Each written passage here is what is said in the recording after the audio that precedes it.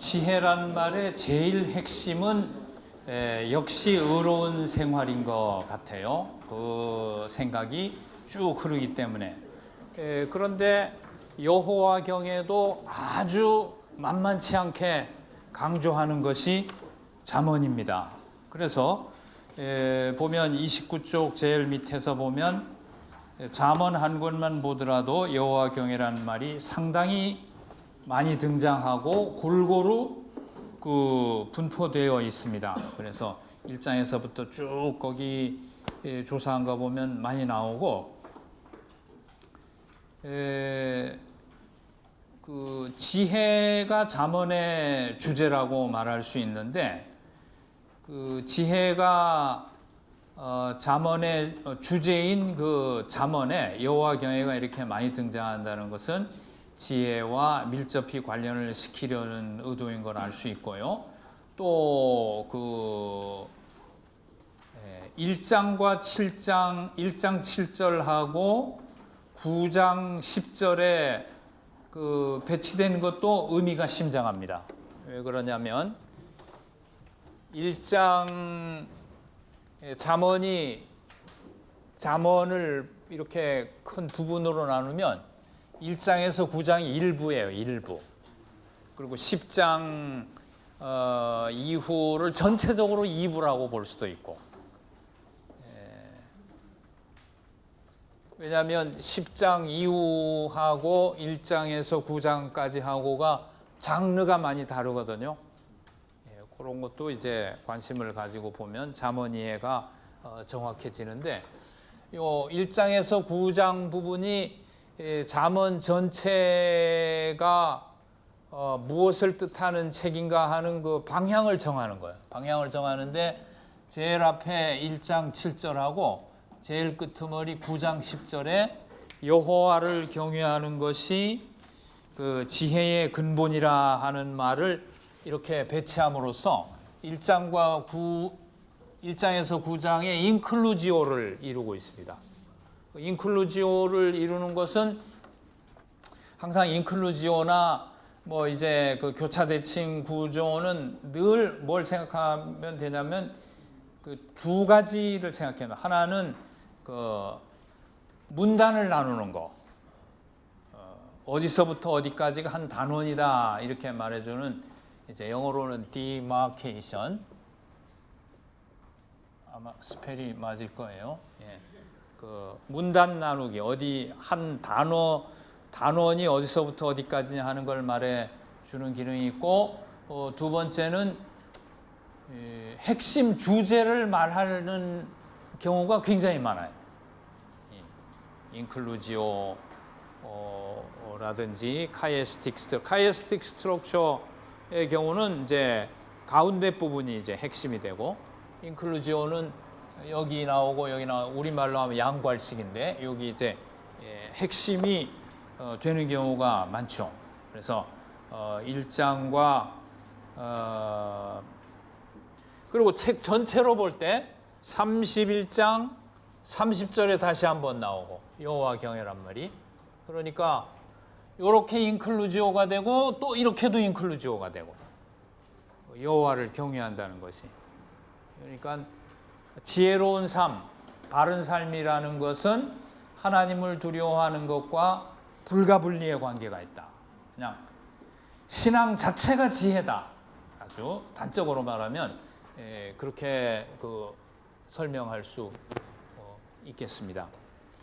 그리고 여기 1장 7절은 잠언의 제목에 해당하는 부분이에요.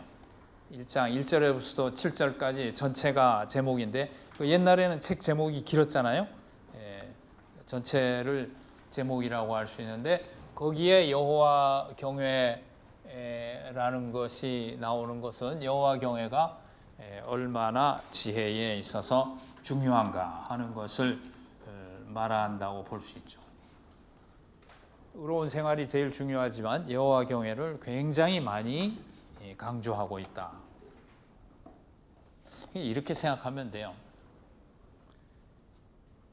신앙도 삶의 지혜로 생각하는 거지. 신앙이 진짜 삶의 지혜다 이렇게 말하는 거지. 그러니까 굉장히 뭡니까? 잠언이나 욥기 전서도 마찬가지요. 이렇게 사람 편에 내려와서 사람 편에서 본 신앙이라고. 사람 편에 내려와서 사람을 돕기 위해서 유익한 걸 말해주는 책이에요. 비지에서들은 위에서 내려오죠. 십계명 지켜, 안 지키면 죽어. 막 이렇게 하고 선지자들 위에서 내려오고.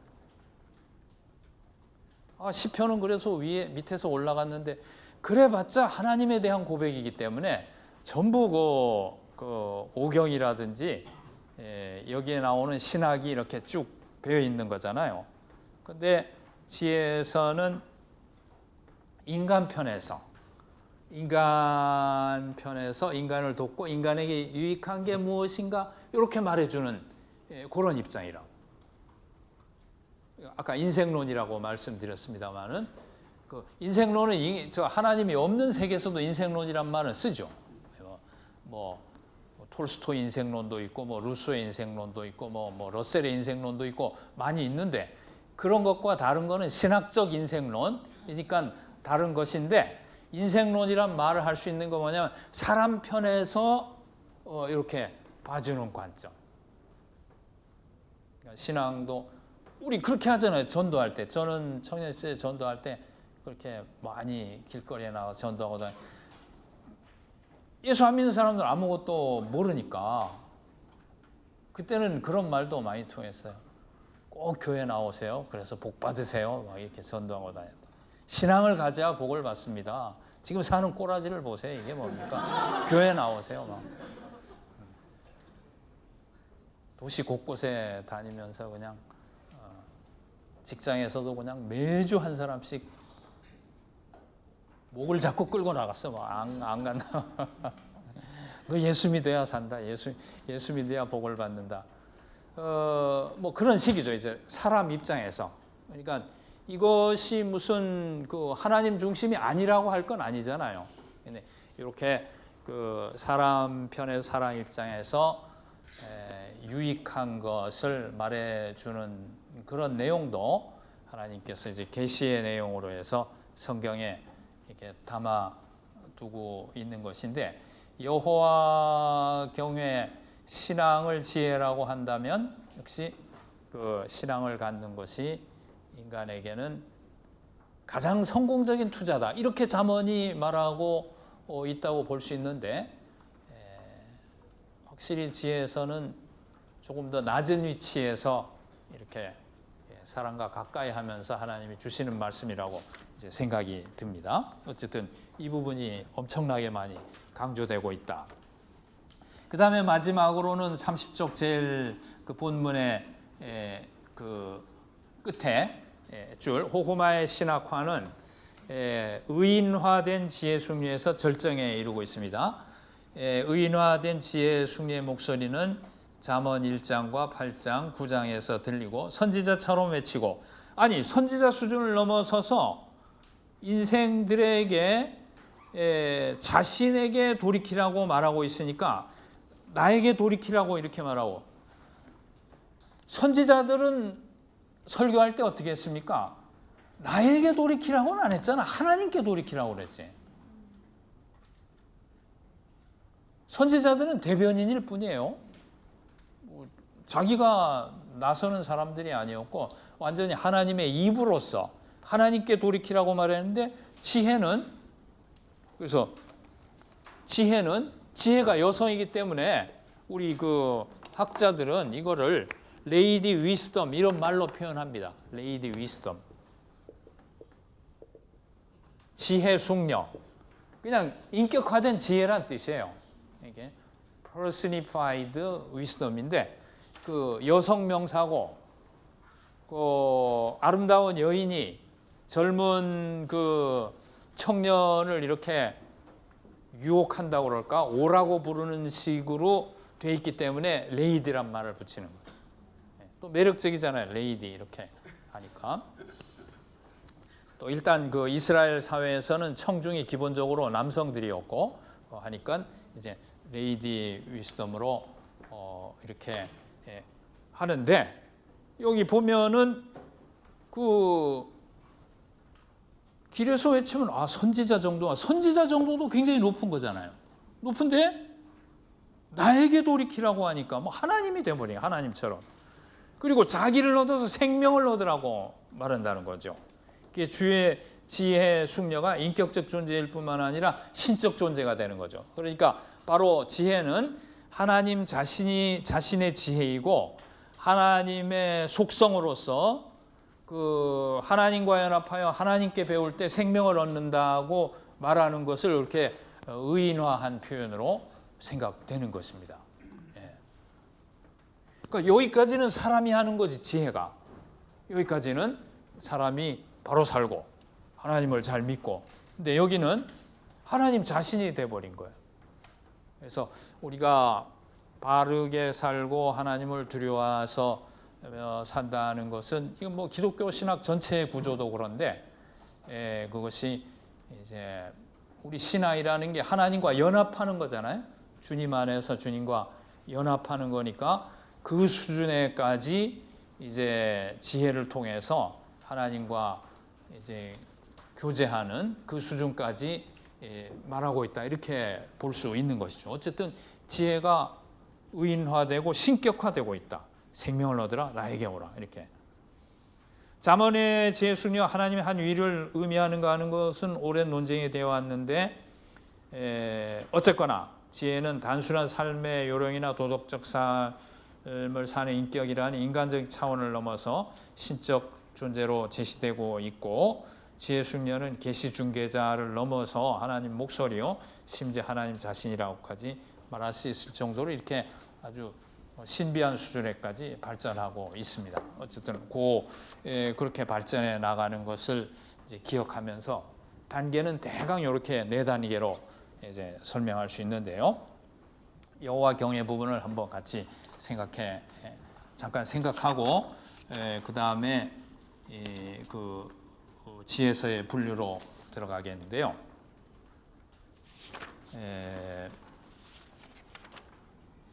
네, 그러면은 그걸 설명하기 전에 지혜 정의를 한번 이렇게 해 놓고 가는 게 좋겠습니다. 31쪽에 지혜 정의 이렇게 되어 있는데 거기도 네 단계로 지금 설명한 것 같네. 삶의 요령, 정의로운 생활, 여호와 경외, 하나님의 계시 또는 하나님 자신, 요 31쪽 제일 밑에 이렇게 되어 있는데, 한마디로 지혜를 정의해서 쓰라고 한다면 33쪽을 보죠. 33쪽 밑에서 셋째 줄, 지혜란 의로운 삶에 하나님의 축복이 있는 줄 아는 지식이며 동시에 이 지식에 기초하여 의로운 삶을 살아내는 태도와 능력이다. 그러니까 뭐 인격이다, 이런 말입니다.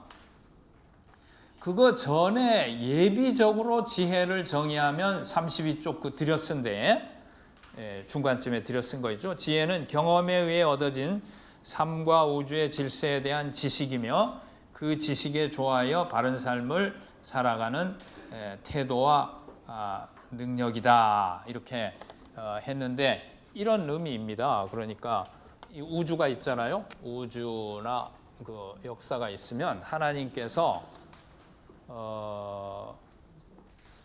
자연에는 만유인력 법칙 이런 게 있잖아요. 물리학 공부해 보면 네 가지 힘이 있다고 그러죠. 만유인력이 있고, 그 다음에 전자기력이 있고, 그 미세 세계에 들어가면은 강력과 양력이 있고 네 개의 힘이 존재한다고 합니다. 하는데 이해하기 쉽게 이제 만유인력 하나만 본다고 하면은 보이지는 않지만 이 자연계는 만유인력이라는 힘이 작용해서 이렇게 돌아가잖아요. 우주도 돌아가고. 그러니까 이것은 하나님이 자연 현상에 심어 놓은 내적 질서죠. 빌트인 프린시플이라고. 빌트인 프린시플. 내장돼 있다고, 내장. 뭐 우리 컴퓨터 사면 거기 무슨 무선랜 이런 게 내장돼 있잖아요. 그러니까 살 때 뭐 나 이건 안 살게요, 따로 할게요, 이렇게 해서 삼성 컴퓨터나 이런 걸 살 수가 없잖아요. 내장 돼 있듯이 만유인력 법칙은 이 자연을 돌아가게 하는데 내장되어 있는 법칙이라고. 만유인력 법칙을 발견해가지고 너무 황홀해서 뉴턴은 이신론자가 돼버린 거예요. 이거 하나님 없어도 돌아가겠네. 너무나 화려하니까. 예, 우리 신앙인들은 그렇게 믿지 않죠. 만유인력 법칙 오케이, 그 뒤에 있는 건 맞아. 그런데 그 법칙도 하나님이 컨트롤하고 하나님 주권하에 돌아가는 거야. 어떤 데는 만유인력 법칙 스탑할 수도 있지, 하나님이 필요하면은. 그리고 뭐 다른 기적을 일으키실 수도 있고, 뭐 해그림자도 뒤로 돌리시고 하는 분이니까. 그러니까 빌트인 돼 있는 법칙, 만유인력 법칙이 있지만 하나님이 매 순간 그거는 또한 컨트롤하고 있다, 이렇게 보는 것이 이신론, 디이즘이 아니고 이 하나님 주권 신앙인데, 이거는 자연의 경우인데요. 이 인간의 삶 또는 역사라는 또 하나님이 활동하시는 장이 있잖아요. 자연이 있는가 하면 역사라는 장이 있죠.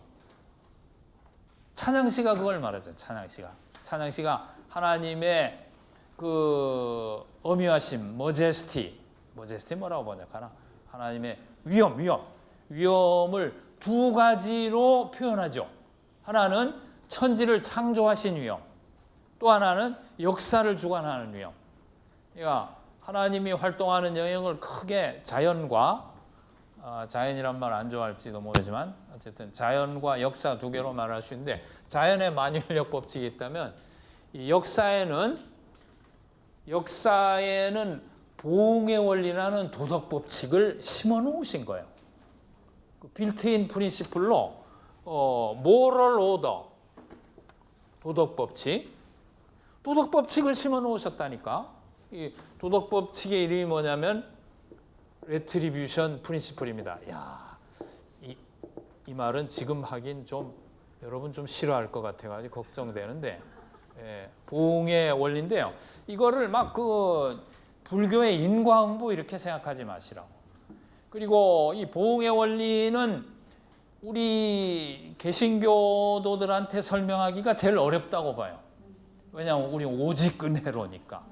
은혜로 구원받았는데 보응의 원리가 뭐냐? 때가 언젠데 이렇게 말하느냐 싶은데, 사실은 도덕 질서, 보응의 원리라는 것이 우주에 존재하기 때문에 심판도 있고 그리스도도 필요하고 구원도 필요한 거죠. 우주가 케이오스라면, 혼란이라면 그리스도 뭐 그냥 아무렇게나 살아도 그냥 구원받고 착하게 살아도 그냥 지옥 가고 뭐 이런 식이라면 그리스도가 어디 오실 데가 없잖아요. 예? 온전히 의롭게 살아야 그것이 백보자 심판에서 옳다고 판단되고, 그러니까 마지막 주님 재림하시는 게 도덕 질서를 가지고 세상을 심판하는 거거든. 그러니까 기본적으로 이 우주에는 도덕 질서가 있다는 이 전제가 구속 신학도 가능하게 하는 것입니다. 그렇잖아요. 하나님을 반역하고 범죄해서 타락하니까 아브라함으로부터 구속사가 시작된 거잖아요. 구원하기 위해서. 그러니까 인간으로서는 자기 의를 도저히 이룰 수 없으니까 하나님이 개입하셨는데, 그 개입이 독생자를 보내가지고 십자가에 죽이시는 거잖아요. 죄의 값을 처리하는. 그게 도덕 질서를 다 만족시키는 거라고. 그리고 구원으로 가는 거죠. 그러니까 기본적으로 우리가 구속사를 이해하기 위해서도 그렇고, 잠언이 말하는 이 지혜를 이해하기 위해서도 그렇고, 이 우주의 도덕 질서, 보응의 원리라는 것을 이해하는 게 제일 중요해요. 근데 이 단어에 대한 오해가 생길까 봐서 이제 잠언 부분에서 보응의 원리는 그리스도인이 어떻게 받아야 되는가 하는 걸 개념적으로 이제 또 정리를 해놨으니까 또 보시면 되는데요. 어쨌든 이 역사에는 이 케이오스가 아닌 이 도덕 질서를 하나님이 심어 놓으셨는데, 지혜는 뭐냐면 이 도덕 질서의 존재를 알고 이 도덕 질서에 좋아해서 내 사고나 가치나 삶을 조정해 나가는 게 지혜라는 말이죠. 그건 오랜 경험을 통해서 얻어지는데 우리는 그 경험이 집적된 잠언을 봄으로써 그 시간을 많이 절약하는 것이고요. 계시로 받는 것이고요. 그러니까 여기 그 32쪽에 지혜는 경험에 의해 얻어진 이건 우선 괄호하고 삶과 우주의 질서를 아는 지식이라는 거죠. 질서를 아는 지식인데 그 지식에 좋아하여 하는 말은 참 막연하게 쓴 말인데 어떻게 표현해야 좋을래나요? 좋아하여 이걸 깊이 인식하고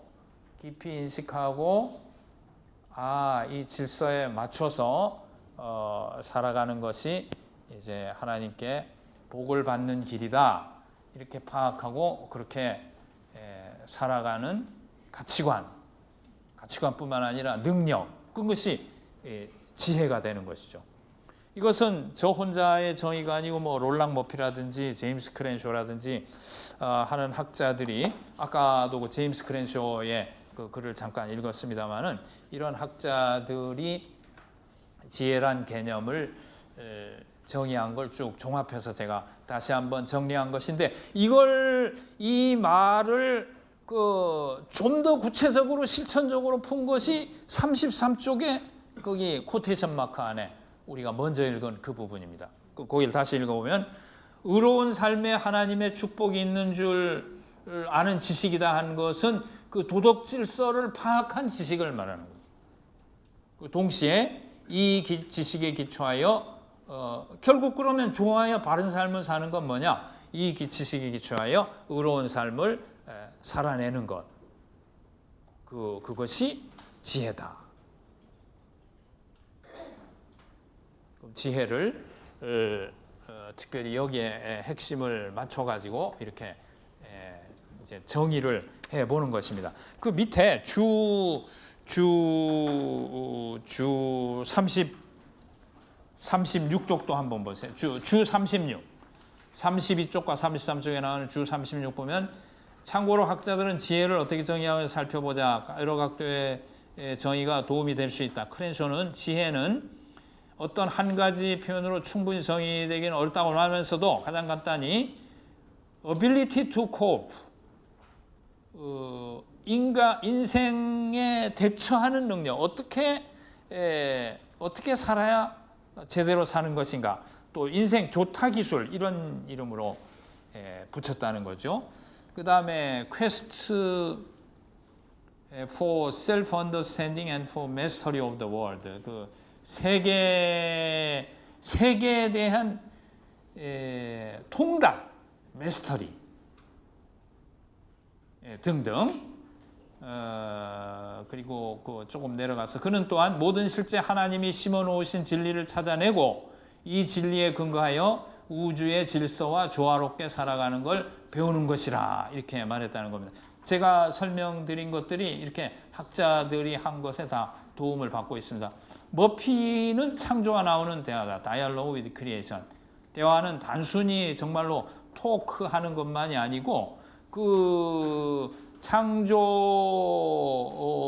질서에 담겨있는 도덕률이라든지 이런 거를 파악함으로써 거기에 적절하게 반응하는 삶, 이런 것을 지혜라고 부를 수 있는 것이죠.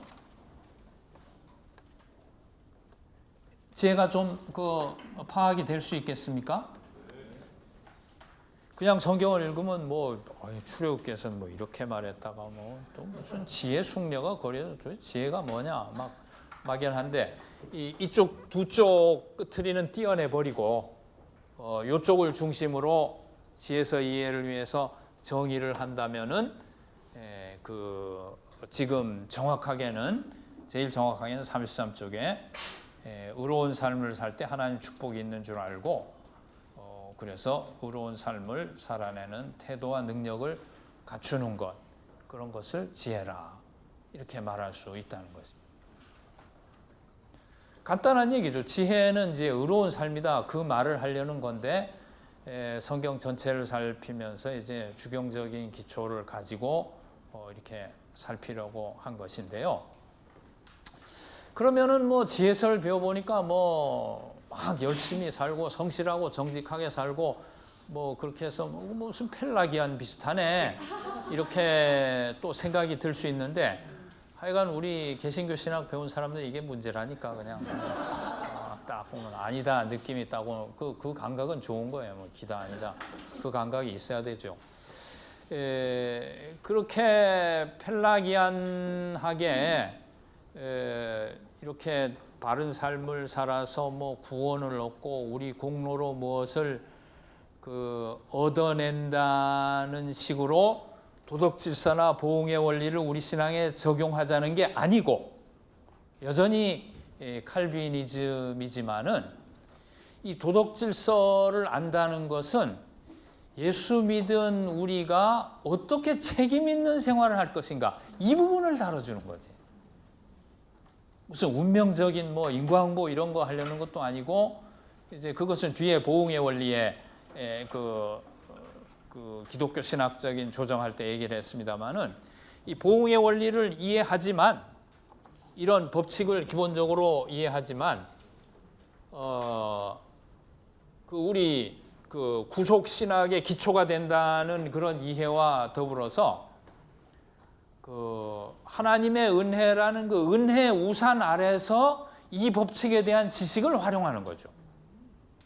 그래서 뭐 잘못한 거에 대해서 무슨 벌을 받는다, 무슨 인과응보, 그것이 아니고 젊은이들의 그 미래를 돕기 위한 법칙으로, 그리고 자신의 책임 있는 생활을 어떻게 영위할 것인가 격려하는 그러한 법칙으로 이것을 이해해야 된다는 것입니다. 그래서 말이 나왔으니까 잠깐 보겠습니다. 그리스도인과 보응의 원리 91쪽에 나오는데요. 좀 길게 설명을 했어요. 서양 학자들도 이 보응의 원리란 말을 불편하게 써요. 페어겔퉁이라는 말을 불편하게 생각해서 뭐 세계의 내적 질서라든지 다른 말로 표현하는데 괜찮다는 거지. 그냥 써도 괜찮은데 어떻게 쓰면 좋으냐면 96쪽에 보면 첫째, 둘째, 셋째 이렇게 쓰면 된다 설명을 해놓은 거 잠깐 보세요. 보응의 원리는 하나님의 은혜 우산 아래 운영되는 원리로 이렇게 하면 되는 거예요. 그리고 둘째, 보응의 원리는 미래를 지향하는 원리로, 과거의 잘잘못에 집착하는 그런 원리가 아니고, 97쪽의 셋째, 보응의 원리는 하나님의 자녀의 책임과 성실을 촉구하는 원리로. 그러니까 우리 신앙이 상당히 예수 믿고 구원받고 복받고 거기까지 가고, 이제 개인의 인격 훈련이라든지 공동체 및 사회에 대한 책임이라든지 이런 게 훈련되지 않은 부분이 우리 지금 제일 비어있는 공간인데, 그게 무주공산이라. 그러니까 아무거나 막 들어와. 기복주의가 자리를 완전히 아리를 틀어도 쫓아낼 수가 없어요. 우리 지금 우리 기독교 한 130년 훈련해온 내용이 좀 그렇지 않으려고 하셨지만은, 지금 그렇게 된 상황에서 하나님의 자녀의 책임과 성실 부분을 이렇게 다뤄주는 것이 지혜라고 한다면, 우리가 가지고 있는 신앙의 아주 중요한 부분을 맡아줄 그런 내용이 지혜라고 할 수 있겠습니다.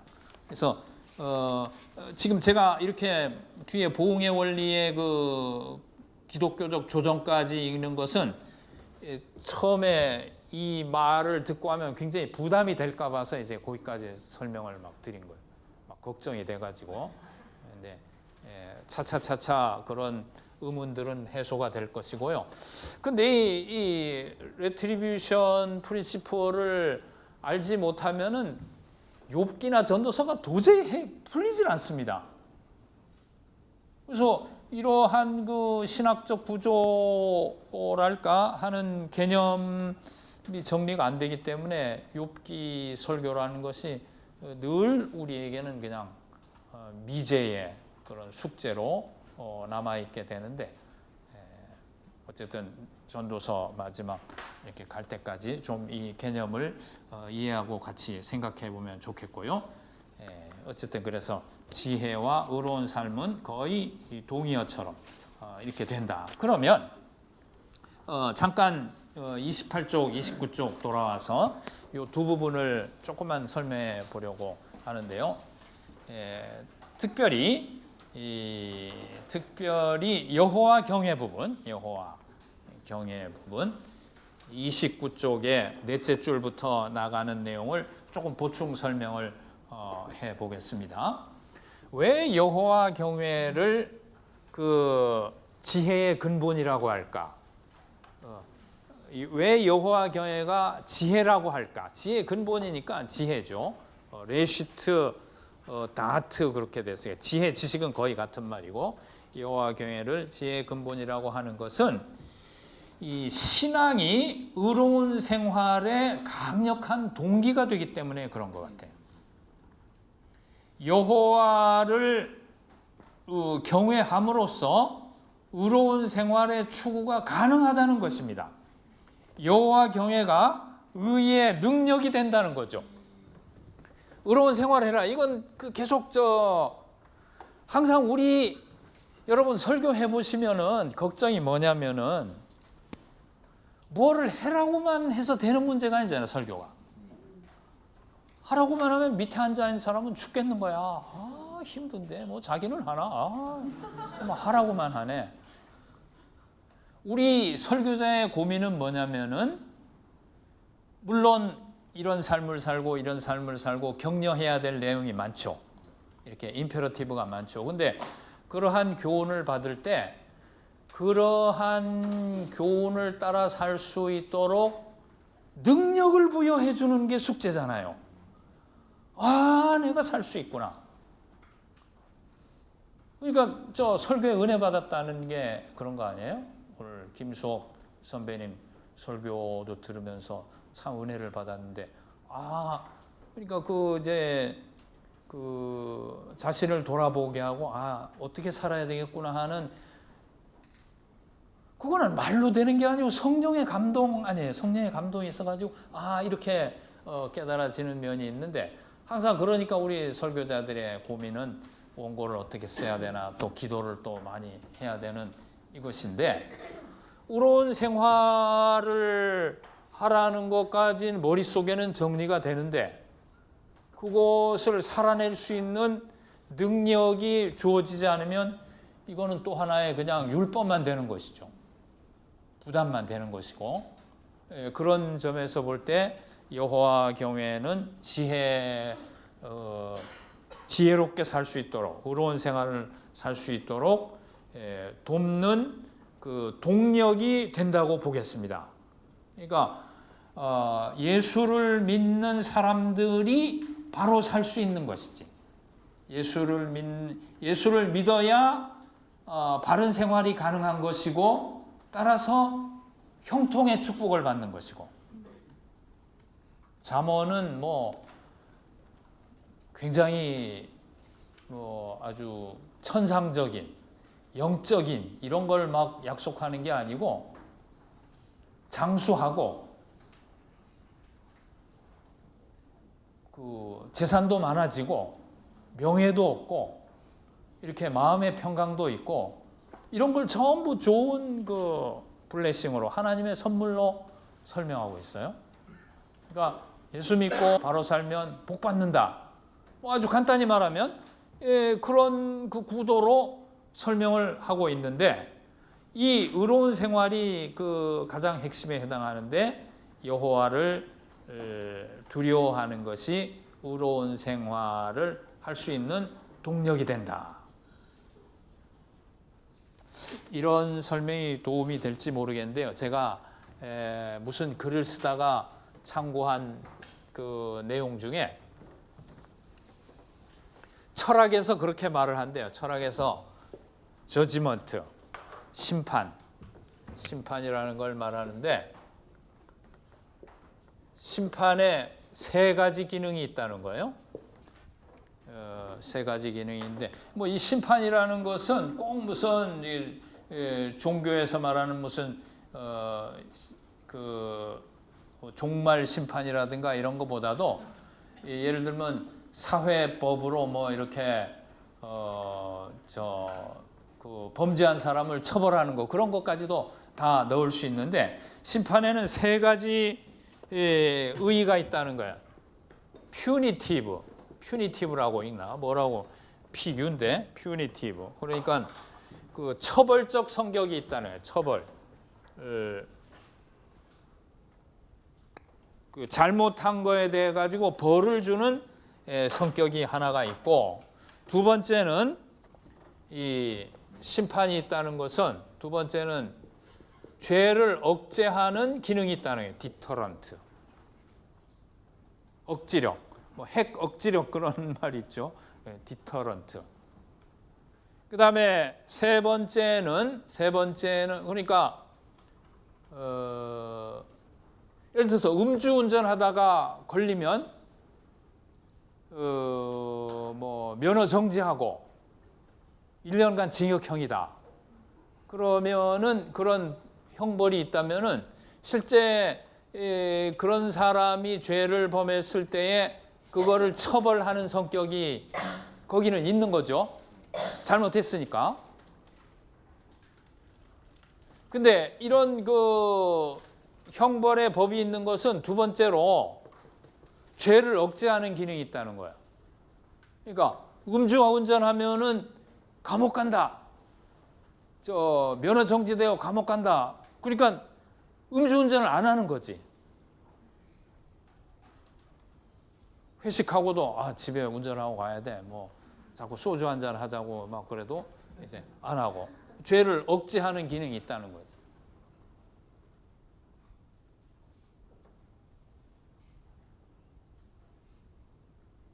우리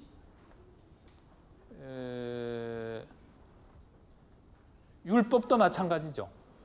율법도 어기면 하나님이 손 보실 것 같기 때문에 가급적 지키는 쪽으로 이렇게 실어도 뭐 이렇게 율법의 세 가지 기능 그런 거 있잖아요. 조직신학에서 배우면 율법의 세 가지 기능 할 때 첫째 우수스 시빌리스 시민적 폴리티쿠스 기능이라는 게 죄를 억제하는 기능. 두 번째 엘랭티쿠스 제가 이 라틴어를 잘 몰라가지고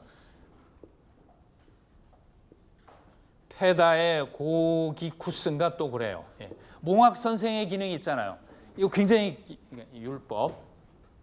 율법의 세 기능 할 때에 하나는 이런 시민 생활을 유지하기 위해서 이런 사회를 유지하기 위한 기능이 있고 두 번째는 이게 디터런트에 해당하는 거지. 이게 전혀 무관한 건 아니에요. 근데 이것만 한번 잠깐 복수하면 이런 기능이 있고 그 다음에 엘랭티쿠스 또는 페다 스펠은 좀 틀렸으면 여러분이 교정해. 페다고이쿠스는 뭐냐면은 율법은 몽학 선생의 기능이 있죠. 그러니까 우리 율법 있잖아 구약에. 근데 그거 지켜 구원받는 건 아니잖아요. 그럼 뭐하러 있어? 이런 생각이 들잖아요. 근데 하나는 사회를 안전하게 유지하기 위해서. 두 번째는 율법을 보니까 내가 하나도 못 지키겠어. 그래서 내 죄를 깨닫고 그리스도를 바라보게 하는 기능이 있죠. 굉장히 신학적인 기능이지. 이건 유대인들은 모르는 거지. 율법을 보면서 야 이거 안 지키면 막 벌 받고 뭐 이제 살인자는 바로 죽이고 뭐 이렇게 나오는데 벌벌 떠는 게 아니라 그리스도인들은 그걸 보면서 막 은혜를 받는 거예요. 내가 이렇게 죽일 죄인이지. 그러니까 나는 그리스도가 필요해. 이런 식으로. 유대인들이 보면 정상이 아니지. 막 뭐 저걸 보고 은혜를 받냐 싶은데 우리는 은혜를 받는 것입니다. 그다음 세 번째는 뭐죠? 세 번째 우수스 노르마티부스란 게 있지. 노르마티부스. 이거는 표준적 기능. 여기 우수스란 말은 다 생략한 거예요. 유즈, 용도. 노마티부스는 뭐냐면은 율법이 우리를 그리스도께로만 인도할 뿐만 아니라 거듭난 다음에는 거듭난 존재, 새 존재로서 어떻게 살아야 할까를 가르쳐주는 게 율법이잖아요. 얼마나 좋은 거예요, 우리에게. 이 기능까지 있는 거죠. 이 2번, 3번은 굉장히 바로 우리 삶에 적용되는 신앙적으로 은혜를 받는 중요한 내용인데, 철학에서는 어떻게 얘기하냐면, 이제 이거하고도 관계는 되겠지만은 디터런트, 형벌이 있는 것은 죄를 억제하는 기능이 있고, 세 번째는 리포머티브가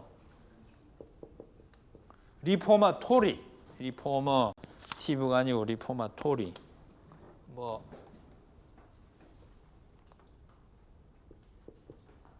그 형벌이 있는 것은 사람을 개혁하는 기능이 있다는 거예요.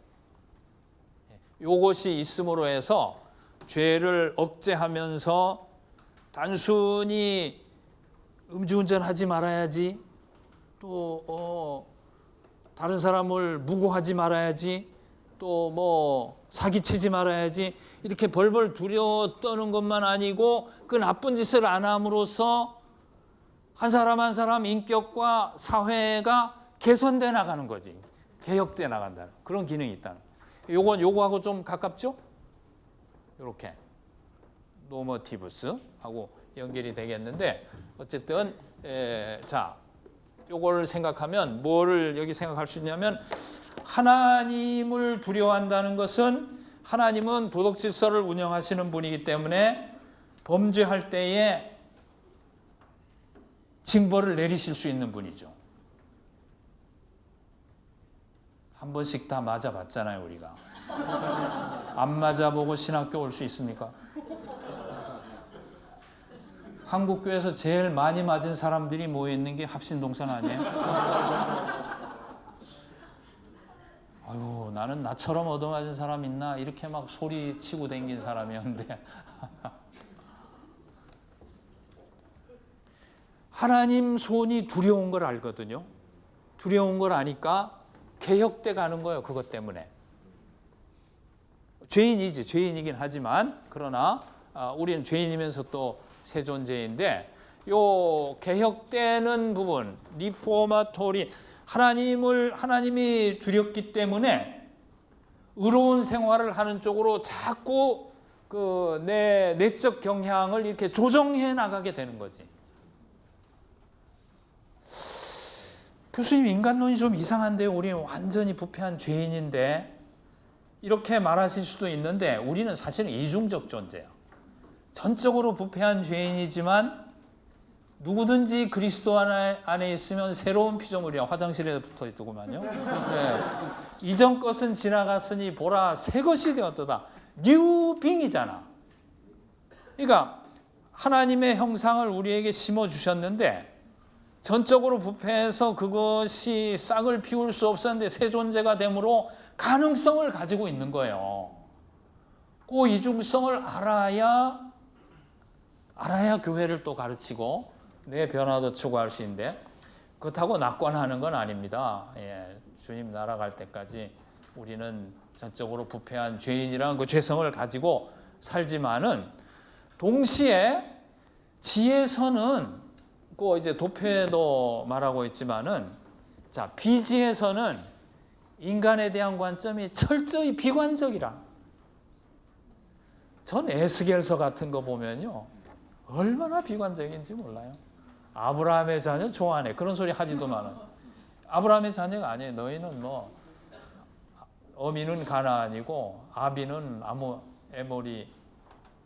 아모라이츠고 할 정도로 아주 DNA 자체가 부패한 존재라고 말하고, 또 거기서부터 우리 구원이 필요한데, 그럼에도 불구하고 굉장히 이건 조심스러운 부분이긴 합니다만은, 이제 그렇게 전적으로 부패한 존재라는 거에만 이렇게 그 안주해 있으면서 아무것도 안 하도록 내버려 두어진 존재가 아니잖아요. 우리는 십계명이 있고 신약에도 보면 수많은 사도 바울의 권면이 있잖아.